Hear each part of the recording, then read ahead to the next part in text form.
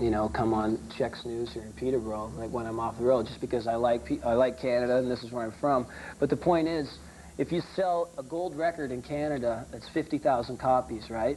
So you have to make, say you have one gold album in your life, or 2 gold albums, right? You have to, like, save that money, and it has to last you the rest of your life, till you're like 60, right? But if you have one gold record in America, it's 500,000 copies. So it goes a lot longer.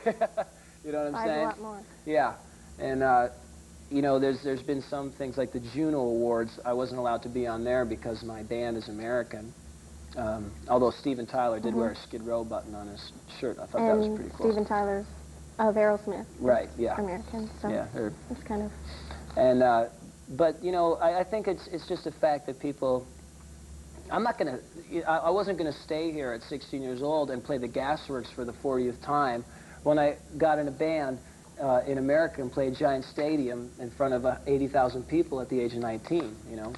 I mean, again, I sleep pretty good at night. I'm not... I don't feel unpatriotic in the least.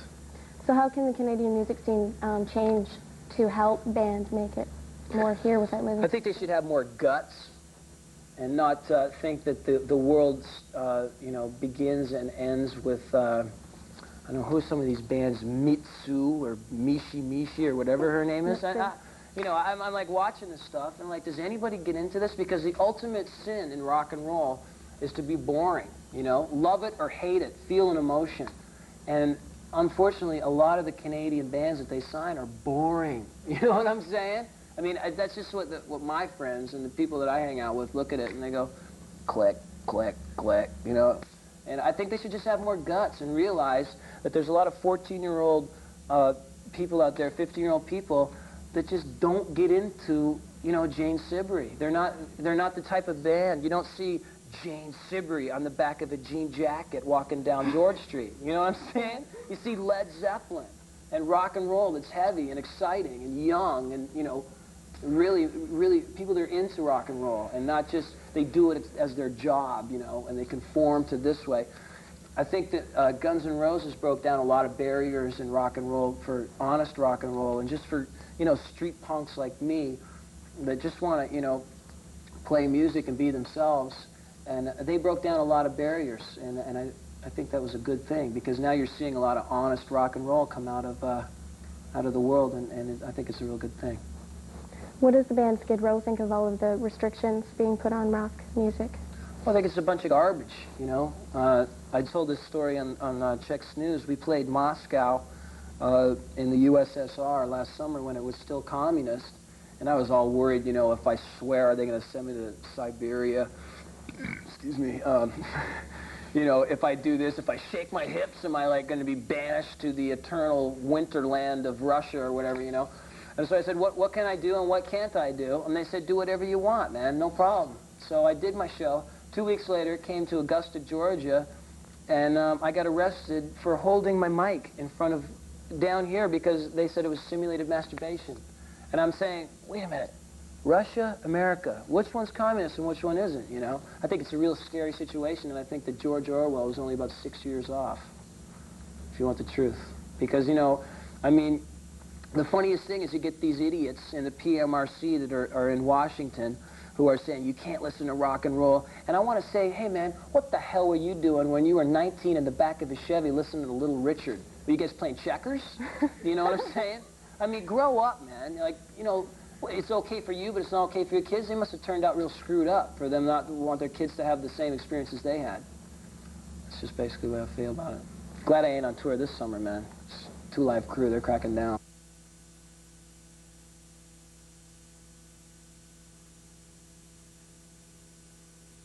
Are you going to go to the edit right now?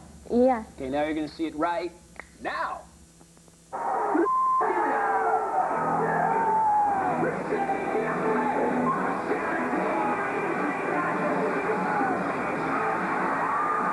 Sebastian showed up before a judge in Springfield, Massachusetts in June to face charges in connection with the bottle throwing and stage diving incident you just saw.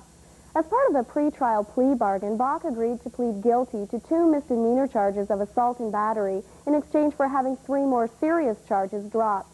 He was fined $15,000 and given 2.5 years suspended sentences for the assault convictions and 2 years probation. Apart from his plea bargain on the criminal charges against him, Bach also arranged out-of-court settlements with 2 fans who were hurt during the incident, Richard Burgoyne and Elizabeth Myers. Myers, the most seriously injured, sustained a broken nose and required 7 stitches in her face. To indictment number 90-18 and indictment number 90-19, these charges were assault and Travis, how do you wish to plead to these 2 indictments, or guilty or not guilty? Musicians are not targets. We're here to sing songs, you know, and there's always going to be some idiot who wants to make a name for himself by, you know, hitting a big rock star on stage, you know, but that's not what it's all about. And, you know, because of this, Skid Row's not allowed to play in Springfield anymore, and I don't know how it's going to affect other bands, but, you know, you should just check for, you know, check for bottles, check for video cameras, which are always in there. Video cameras got to be about this big, you know what I'm saying? It's got to be pretty loose security to get one of them in there. But I'm sorry for what happened. yeah, I'm just glad that she's okay, you know. Have you spoken to Elizabeth Myers personally, or have your attorneys done that? I'm not allowed to, because it's considered tampering with the witness. And throughout this whole thing, you know, we weren't concerned of was I going to go to jail or was I going to do this. We just want to make sure that an innocent person was okay, because she's not, you know, there's a lot of Skid Row fans that I've heard of in Springfield that are hassling her a lot, and I just want to say quit doing it, because she is, you know, she did nothing wrong, and she's just a rock fan like everybody else here. If you're allowed to in the future, would you play Springfield again? Oh yeah, in a heartbeat. Tell us what happened. Well, you just saw what happened, and as you can see, it was an unfortunate incident. It again comes back to the fact that, for better or worse, I am the same person that I was playing the Gasworks or playing the Red Dog. And if I was playing the Red Dog Tavern, you know, I'm only 22 years old, right? If I was playing the Red Dog Tavern and someone cracked me in the head with a bottle and I cracked him back, you know, none of this would have happened. But I'm Sebastian Bach, you know, and I got this responsibility. I don't look at it like I have more responsibilities. I look at it, now that I made it, I have many more irresponsibilities that I have to live up to. You know, it's just a situation where I handled it, you know, it wrongly. But it's hard for me to accept that I have all these other people caring about what I do, you know. I mean, I just approached it like if I was walking down Yonge Street at 1 in the morning and someone cracked me in the head, I'm cracking him back. And I'll still do that tomorrow, you know. Maybe I'm a criminal, maybe I'm a, you know, but the thing that was really bad about it, the guy that whipped it at me, you know, walked out of the situation with 30 grand in his pocket for walking up and whipping a bottle at somebody. And, you know, the girl that got hurt was a totally bad situation, and I'm really glad she's okay, and that was the biggest concern through this whole thing, not whether I was going to go to jail, but whether she was all right, you know. And it was something that happened that is never going to happen again, but I would like to see if I walked up to the DA and cracked him in the face with a bottle. Oh, thank you very much. Hey, can I have another one, please? You know, stuff happens. So what happened? What was the outcome? Well, as you saw in the piece that we just played, I just had to pay a truckload of money. And I got 2.5 years probation. It was like, vroom, 4 Ferraris. You know, you know, basically. The girl's okay, and that's all that matters. So what's next for Skid Row?